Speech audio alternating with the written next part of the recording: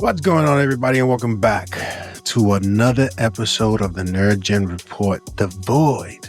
Lots to talk about, little things here and there, but we got to talk about it because it's interesting stuff. And I'm sure everyone's heard last week, Chuck Norris passed away, so we want to sort of say a few words regarding his career and his impact on the action genre and martial arts space as well, because he certainly contributed to classic fights that we remember, that we still to this day go back to watch. Voltron delayed to 2027. I don't know if I was going to insert the chief. Someone talked, because we were supposed to get this year. Yeah. Now, I guess they're looking to go back to the drawing board and understand that perhaps this does not belong on a streaming service.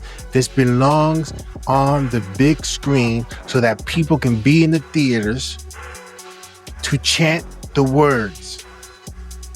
MBJ wants to get paid for Miami Vice. That's interesting. We've been here before. Okay. We've been here before with Miami Vice. This has literally happened before. We'll talk about it. Okay. Lord and Miller teased their old Flash movie and Project Hail Mary big box office debut. I still haven't seen it, just haven't had the time, but I'm looking to perhaps see it this weekend, possibly. Let's see. Drew Goddard on Matrix 5. This is another Eddie Murphy Nutty Professor. Like, why, yo? Why are we doing this? An old Sinister 6 idea is discussed. Starfleet Academy. Brian has shown his distaste for it, and now it has finally been announced that it has been canceled. Stephen Colbert, Lord of the Rings movie. We'll talk about what's going on with that, and then we'll have some things to say about the passing of Chuck Norris. But Voltron, delayed to 2027, Brian. What do you think has occurred with this movie? Well, I think we actually predicted it was going to be delayed to 2027 simply because the marketplace and the calendar was getting pretty crowded, and whether they were going to go streaming or even still contemplating theater, there wasn't a lot of room left on the calendar for when this would realistically be ready to go. It was filmed in 25, right? They started production in mid-24. Like, it's done, quote unquote. But you do get the sense that something went wrong here. There's been so precious little said about it. I will say I will be attuned as to whether Henry Cavill gets asked when he's promoting In the Gray in a couple of months. This has to get asked about, because he'll get asked about Highlander and he'll get asked about this. He has not said a word, right? This is a guy with 30 million followers on social media who will quite freely talk about, his roles, his training, now his work on Highlander. And he has not said a peep about this movie, which is part of why I've been concerned. Now, Sterling K. Brown did kind of talk it up a little bit in the Paradise promotional tour, but you get the sense that if this had gone the way it was supposed to go, we would have seen a teaser or some kind of something, because this is an Amazon production, right? So think about, okay, so Amazon they put out Project Hail Mary. That was their movie. They got He-Man coming in 2 months. You would think if this movie was in a place where they were happy with it, you would have seen promotional material for it attached to one or both of those projects. Instead, we don't even have a release date. We don't even have a release format, and we got nothing footage-wise. I think this one, maybe they just know it's a misfire, and they're just trying to figure out how to salvage what was a big budget idea that went off the rails. And I don't know. My hopes for this have really declined. My expectations are incredibly low, despite some of the cast members who are in this. All the signs here to me point to problems. Yeah. Is the problem when people come up with these ideas of doing something as classic as Voltron and they're not in the right hands? Which we said the biggest risk from the very beginning was they had a guy in Ross and Marshall Thurber who was one of like The Rock's typical directors, and he never really put out like a truly awesome original visual spectacle type film. And it's like, I'm looking at that and I'm like, I wish we were in the room, because it's like, all right, so you got Lord and Miller doing Project Hail Mary. Okay. I know what they've done. Like, and it's like, yeah, I don't know if I would put Travis Knight where I would put him, but I would say, look, dude got nominated for an Oscar for Kubo with the Two Strings.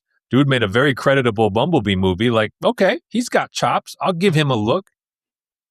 Roshan Marshall Thurberman to me is like a B-. That's like, you just setting the stage at like a B- director. Sorry. I mean, it's not that he's done nothing, but it's just he's okay. He's serviceable.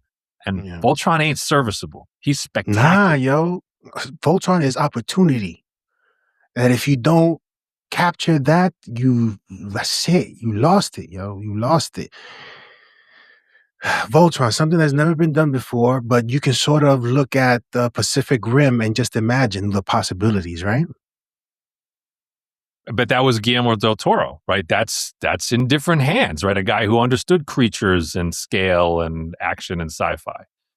The opportunity to say the words of form, blazing sword in unison, everybody in theater saying it while they construct Voltron. That's an opportunity, man. That's an event. Yeah. That's why you go to the movies 2 or 3 or 4 times, just to be in the crowd. But no. And this is also one of those, I mean, yes, I'm admittedly a child of the 80s, so I'm very protective of this type of stuff. But this whole storyline stuff that we've heard about introducing new generations and getting away, that feels like the Wesley Snipes, some MFer is always trying to skate uphill. That's what that feels like with something like this. Why are you reinventing something that's never been made properly in live action? Why is it wrong to go to the classic material? I mean, for better or for worse, we'll see what Masters of the Universe turns out to be. He's just using the classic characters and making them look like the classic characters. He's not like, I'm gonna invent. I'm gonna take Beastman and totally remake Beastman into something you never see. He's like, no, this is Beastman. Yeah, I get it. It's silly. This is Beastman. Like, it's like, why couldn't we have the basic premise of what the 80s cartoon was? Hopefully something's changed. Hopefully, I can't imagine that they're going to spend more money on this and do something that we really want. But it's unfortunate for this not to be what we would hope it to be. So here's their way out of it. You know how they could try to get out of it? They could try to Mortal Kombat it. So that would be definitely make it streaming. Put it out put it out in January. Put it out at a time where like nobody's looking for it, and then make a second one that pretends like the first one never happened. They're just like, we make it, and then like send that one to the theater. That's effectively what Warner Brothers is doing with Mortal Kombat. So yeah. Before we get into Michael B. Jordan Wants More Money, did you see Paradise last night? No, I haven't watched the most recent one. Oh, I haven't watched the most recent one. Yeah, I'm one behind, so don't spoil it for me. Yeah, I watched Daredevil. I didn't watch Paradise yet. I wanted to hear your take. I'm caught up on Monarch, but I haven't watched Paradise yet. So all right. Yeah. Damn it! I wanted to hear your take, because that's been the topic of discussion as what's going on. The reunion with his wife. I haven't. Sorry, spoiler on that one. But yeah, Michael B. Jordan, after his Oscar win, this is why you have a team. This is why you have a team to say, yo, let's wait, let's do this, let's do that. And then say yes. But because I got this now, I want more money. Brian, what has changed with this Miami Vice film and Michael B. Jordan's participation in it? Yeah, look, this is why you have an agent. I mean, simply put, as Pablo said, this is why you employ an agent. If you have a good agent, this is what a good agent does, which is Michael B. Jordan has been in talks, negotiations to be the Ricardo Tubbs for the Joe Kosinski remake of Miami Vice. And somebody in his inner circle said, after your nomination for Sinners, why don't you just wait to sign that contract until after the Oscars? There was a moment where it didn't seem like he had any chance to win. Lo and behold, he wins. And now, because he hasn't signed yet, he went back to the producers of Miami Vice and said, more money, more money, more money. And here's why I want more. Polish, right? So the report is he wants $18 million upfront versus Austin Butler apparently is in talks for $9 million as Sonny Crockett. We don't know we don't know how they're trying to structure a Cruise deal, because obviously Cruise would be the villain. He's not technically the lead of this movie, but so maybe he would take a discount and do more back end, but Cruise obviously gets sort of his own deal. But MBJ wants to leverage his Oscar into a bigger payday, to which I say, have at it. That's what you should do. And by the way, that is exactly what Jamie Foxx did. Jamie Foxx won his Oscar for Ray in 2004, 2005, before he went and did Miami Vice as Ricardo Tubbs for Michael Mann. And so when he showed up for Miami Vice, he was an Oscar winner. Even though he was Tubbs, he was the Oscar winner, not Colin Farrell. This is exactly the same thing happening all over again. I do not think they can afford to let him get away. I think they understand that being able to say Academy Award winner Michael B. Jordan with Academy Award nominee Joseph Kosinski and Academy Award nominee Austin Butler and Academy Award nominee Tom Cruise, where's the Michael T. Williamson? But I don't have to sell this, and you know it, because this kind of shit sells itself.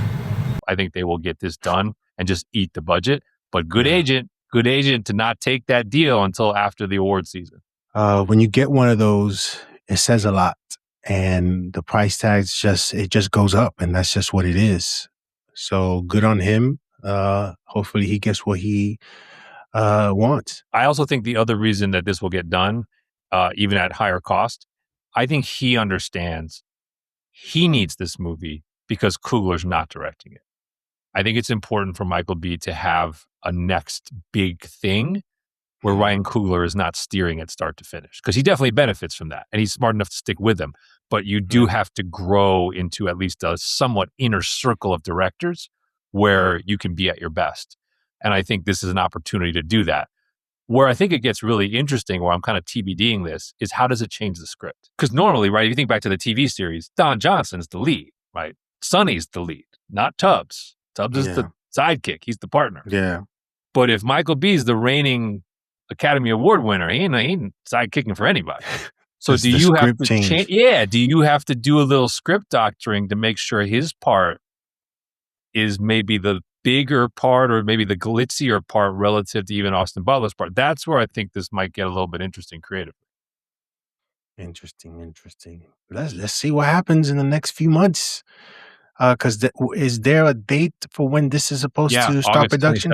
First weekend of August 2027. So this is that's when it's supposed to be released? Yes. This is gearing up now. And it's funny because Jamie Foxx kind of big-timed the 06 version. So I told you he won the Oscar.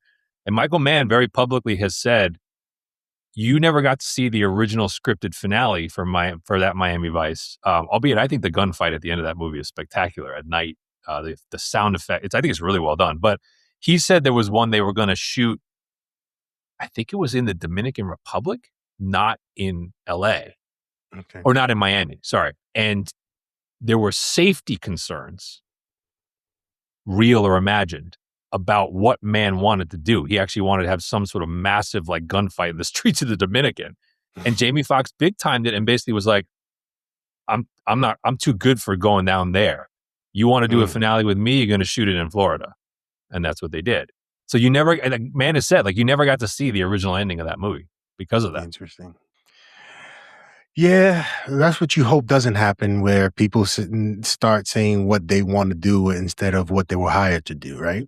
And Michael B. doesn't put off that vibe, but I mean, look, I mean, he's a director now, right? I mean, that's the other thing. Like, you know, we haven't talked. He's remaking Thomas Crown Affair, where he's the lead and directing, right? It's like, you know, he's got a viewpoint. So, and now he has that award. So, you know, we'll see how much clout he actually wants to swing with it. I don't know if it's full-fledged rock moves, but you know, he's definitely got heat. Rock moves. That was a fun show to do. Speaking of a guy who had gone to ground and, like, you know, now resurfaces as Maui, like his 26 looks very familiar. Moana live action and a Jumanji sequel. Like you know, we still hope we get that Hawaiian gangster movie with Scorsese, but like Smashing Machine feels like it kind of caused him to retreat in the moment a little bit. Absolutely. Lord and Miller teased their old Flash movie. What was that about? I had never heard of this, but what was their Flash movie? Yeah, so they're out promoting Project Hail Mary. They got asked about their involvement with the DC EU way back in the day. They confirmed they were attached to make a version of the Flash in 2015. And they said they completed a, quote, very elaborate treatment. Credit to Josh Horowitz, got that out of them 50 minutes into the interview. He said it's pretty different than the film you saw from Andy Muschietti. But here's where it gets a little interesting.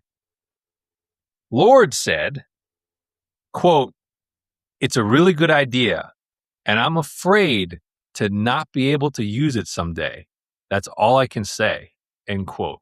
That invites conversation with whomever's in charge of DC, if it's James Gunn still, or whoever, if the Ellisons want to sort of have a conversation as to what ideas they had for that, would certainly be a welcomed conversation.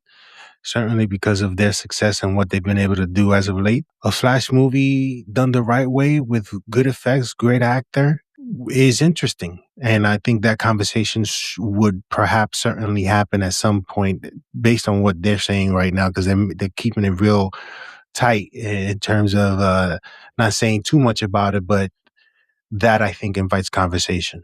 I think it also indicates, however remote, there's a non-zero chance that it gets made because, I mean, these guys already have the pedigree dating back to the Lego movie. They win the Oscar with Spider-Verse.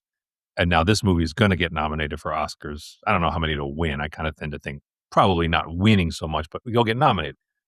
So DC leadership, and I'm looking more at Ellison, honestly, a little bit more than Gunn right now, could definitely do worse than to be able to say we've got Lord and Miller making something for us in live action.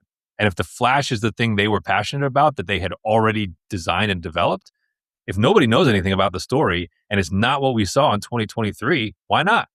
Yeah. What's wrong with that? Like, I don't. So I think the fact that he answered it that way makes me think there's already been at least a back channel feeler put out one way or the other about how would you feel about maybe making that thing that you talked about making 10 years ago.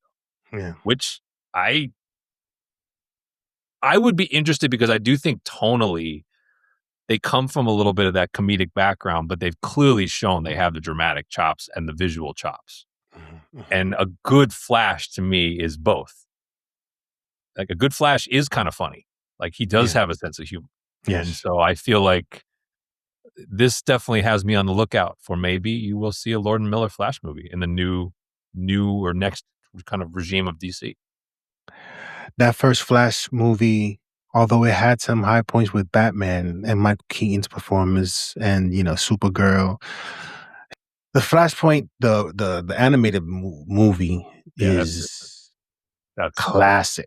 See, that's what they could just remake that as far as I'm concerned. But here's a quick question on this, because I think I will say this. There are a number of key what ifs with the Muschietti Flash. So let's keep it really simple. And I think Sasha Calle is one of the better parts of that movie. I've said, like, I'll buy shares. If you're selling shares in Sasha Calle based on a little bit I've seen of her, I will buy your shares because I think she's going to interesting places. But if I gave you the exact same movie that Muschietti made, but I'll give you Grant Gustin as the Flash and I'll give you Henry Cavill back as Superman, just given the origins of that universe, how much better do you think the movie feels to you? Everything else is the same. Way better.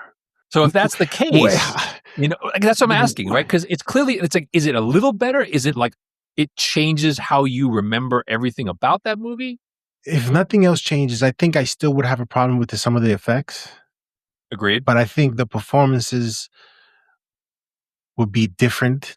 To be quite honest, man, I think the worst part of that film was Ezra Miller's performance, man. I agree. This is why I asked, because it's like I'm keeping everything in the plot the same. So yes, I don't think the baby scene that's a little tough, especially when Evan Peters had already done kind of a better version of that as Quicksilver. Yeah. But I keep thinking about the Barry on Barry scenes And I'm like, because we saw Gustin do this, right, in the TV show where they would do like the multiple versions of himself. And it's like, if you just put Gustin in those scenes and say, do the exact same script, but you do it with your personality. Mhm.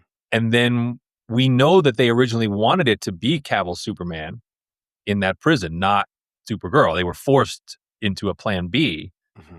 So if you just bring Cavill Superman out in those same kind of role, and then he's refighting Michael Shannon's Zod,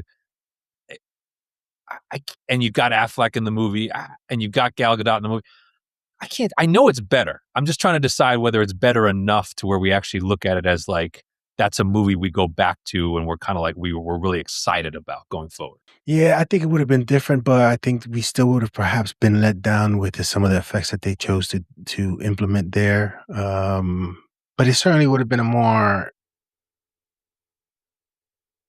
it would have been a movie we would have been more excited to see.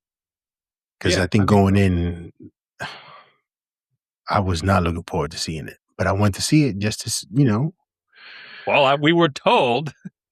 Yeah. We were told. Yes. How can I trust you after that, yo? It's tough. Where do you think Project Hail Mary ends up at the box office? I definitely think we're getting $500 million out of this now. I mean, the opening weekend at 141, and I thought real rare air categorically, where the U.S. opened at $81 million, and in the last 10 years, the only other non-franchise, non-sequel movie to do that was Oppenheimer. And it's rare air. Yeah. So international was probably a little bit lower than I might have thought for a movie like this. But even at 140, where you kind of don't really, I mean, Super Mario Galaxy is going to be much bigger. But I would argue there's some audience overlap, but not pure audience overlap. And there's room for two movies at the box office to dominate April until Michael gets here, kind of at the end of the month. And so I could definitely see this movie having Martian-style legs. Now, Martian got to 630.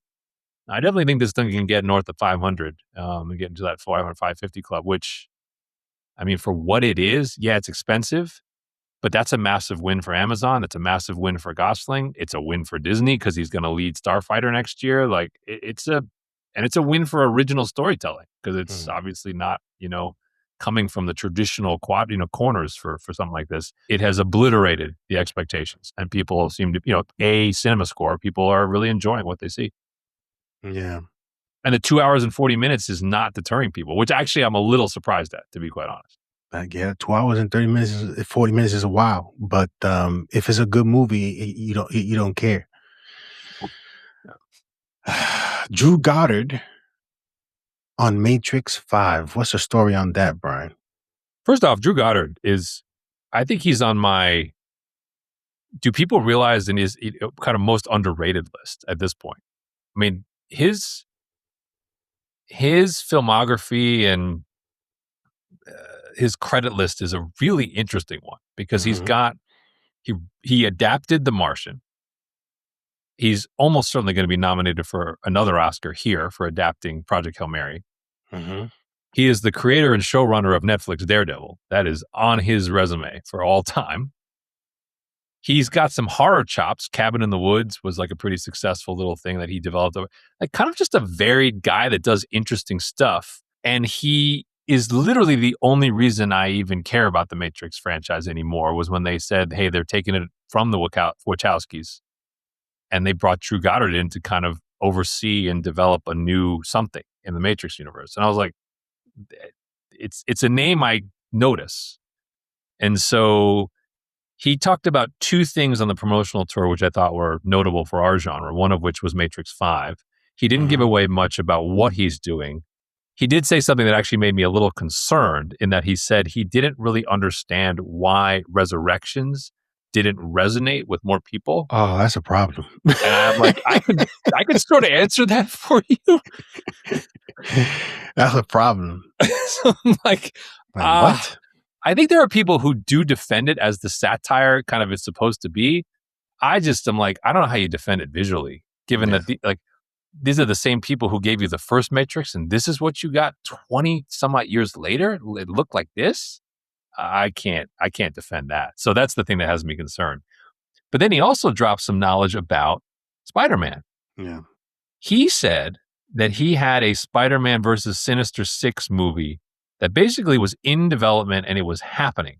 And it got ruined by the Sony hack. It like gave away or like revealed details about the project and it led to the project being scrapped.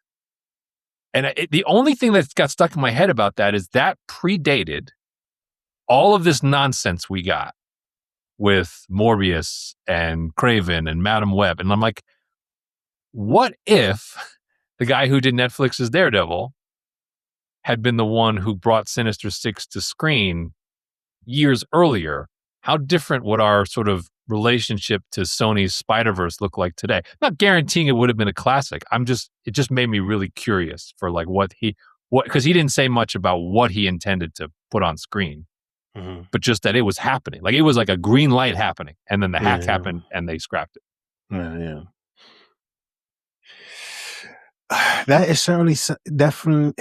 is definitely one of those projects that I'm sure people have on a board somewhere on a to-do list that hasn't just come to fruition due to all the other things that are going on with Spider-Man that has just taken a back seat. But it can be interesting, although I think a Sinister 6 film shouldn't be a one-off. It should at least be 2 parts. But we shall see. It reminds me, again, I think I've mentioned this before on the show. It reminds me, I think of an episode. I forget what episode. I don't recall. I just remember seeing it. I don't know if it was a comic book that I read it in, but those characters were just talking about their run-ins with Spider-Man and just in awe of his abilities. So it would be dope for them to like, let's say each of them are in a room and they're all talking about, you do flashbacks of their encounters with Spider-Man.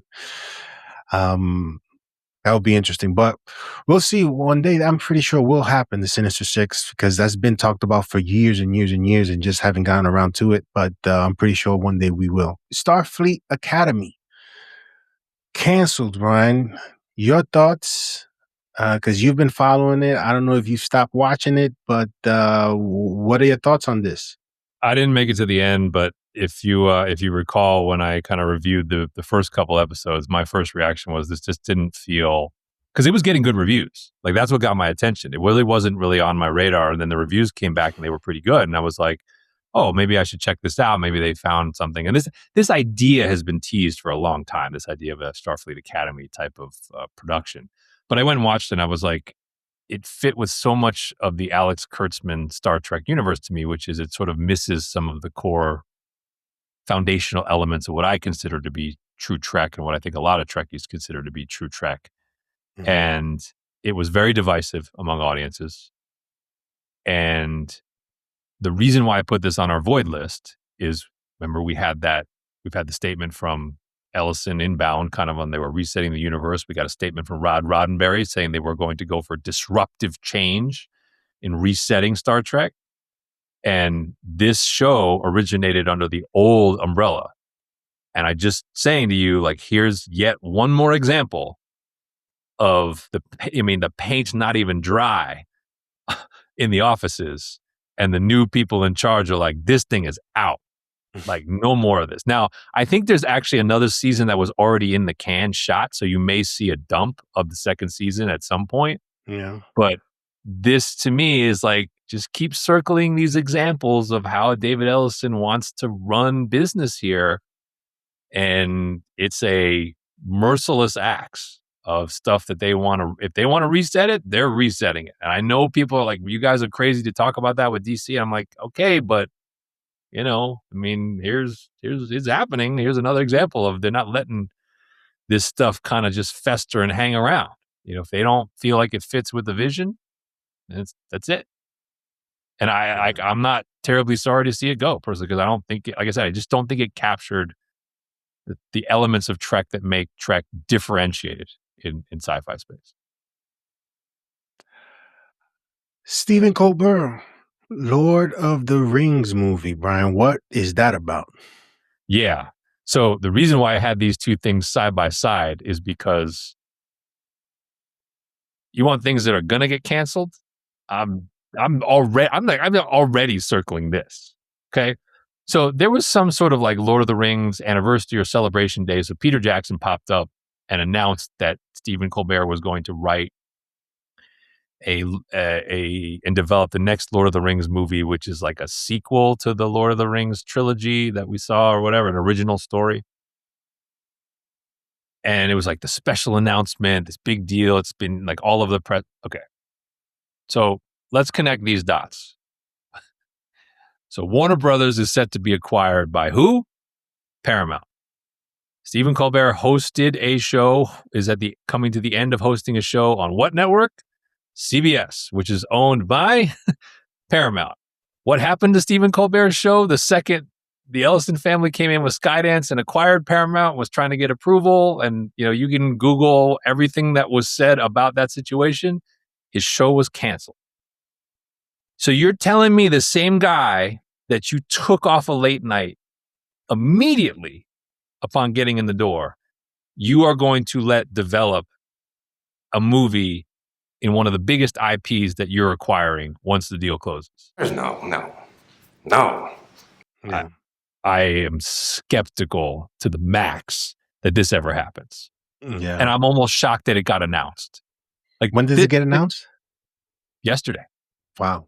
Like this almost, the way this went down, it reminded me of the Henry Cavill saying he was back when he wasn't.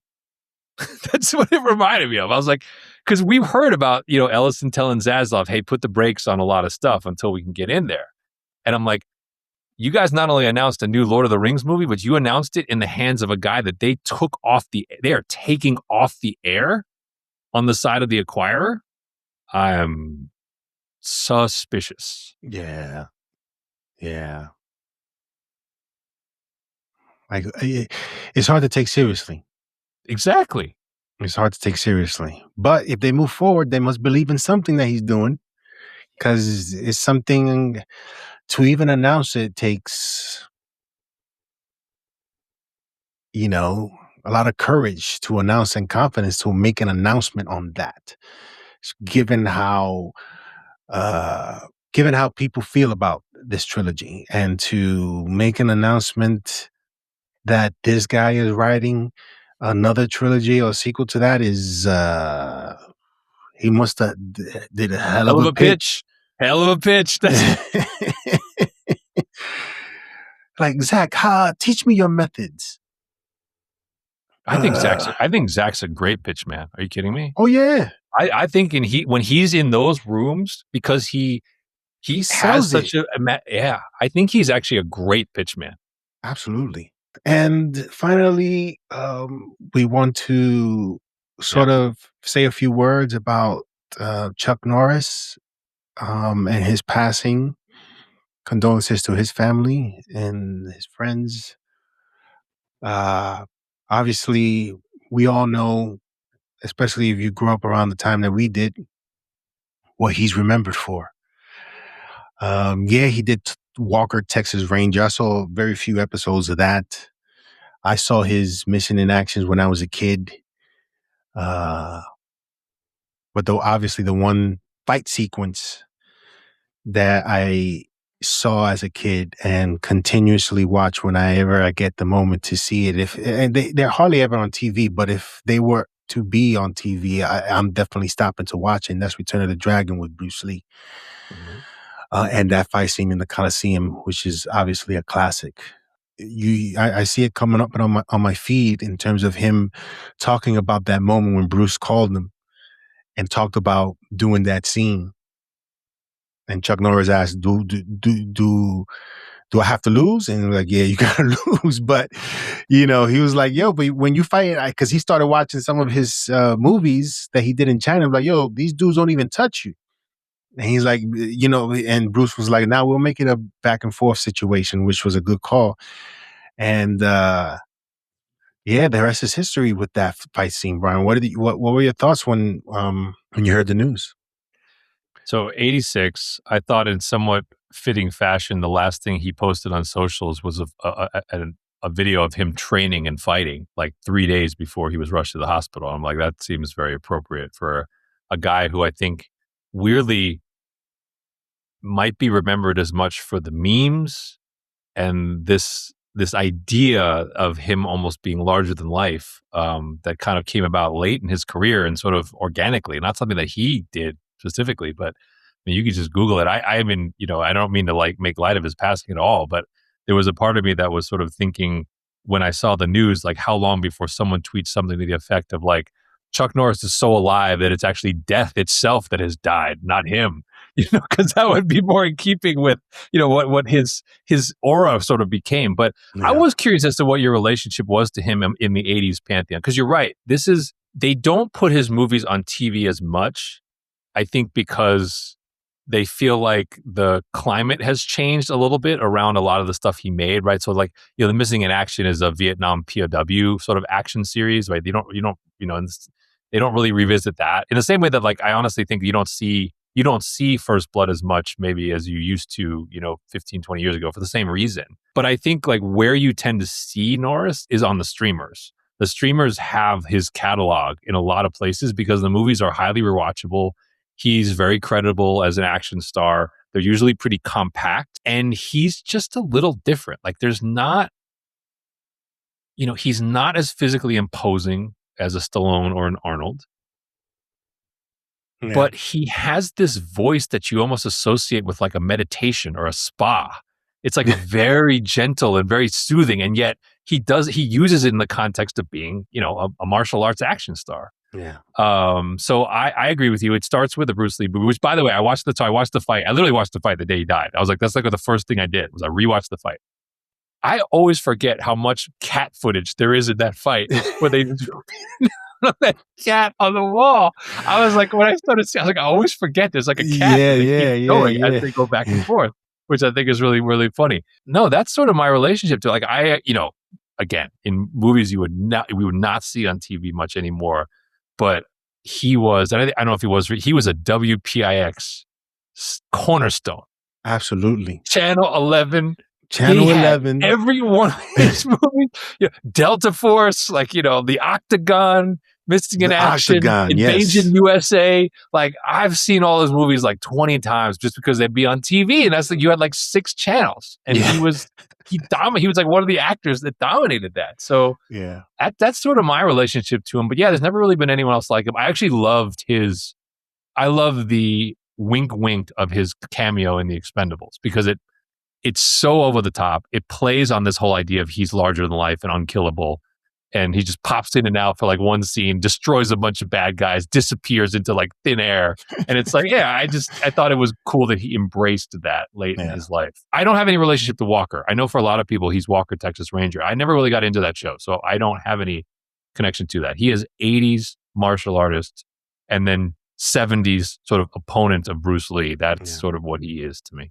Yeah, exactly. But one of the greats. Never be another one like him, I don't think. Nah. But yeah, let us know in the comment section below what what movies did you enjoy Chuck Norris in? I'm pretty sure most of you will say the Bruce Lee fight scene in Return of the Dragon. I gotta show my kids Bruce Lee movies because those are life altering when you watch them. Yeah, you need the right moment because it's like there's a piece of it where you have to get it right. Like, but like when he gets into his art form, I don't. Whether you care about martial arts at all, it's like it's like watching Picasso paint. It's like you just have to enjoy it. Absolutely. So yeah, let us know in the comment section below what you guys think of all the stuff that we discussed today. Voltron delayed to 2027.